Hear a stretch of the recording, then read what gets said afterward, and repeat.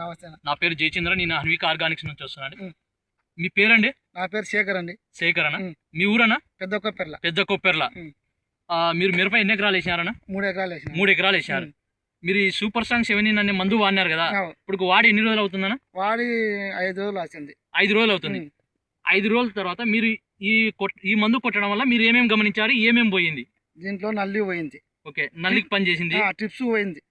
Trips కు పని చేసింది. లేతదనం వచ్చింది. కొమ్మ బాగా లేతగా ఉంది అంటారు.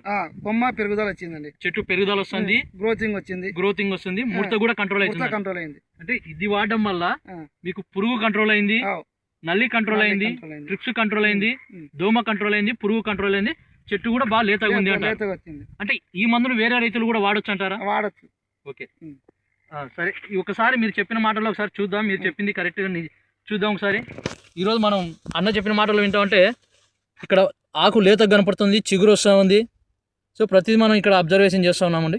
అయితే రైతు మాటల్లో విన్నట్టుగానే ఆకు పగులుతూ ఉంది, ప్రతిదీ కూడా కొమ్మ పెరుగుతూ ఉంది. సైడ్ బ్రాంచెస్ కావచ్చు, లేతదనం కావచ్చు, చిగురు కావచ్చు. సో ఓకే అండి, థ్యాంక్ యూ. అంటే ప్రతి రైతు కూడా ఈ మందు వాడుకోవచ్చు అంటారు. ఓకే సార్, ఈ మందు గురించి ఇతర రైతులు కూడా చెప్తారా? చెప్తాం. వాడొచ్చు అంటారు. ఓకే, థ్యాంక్ యూ అండి.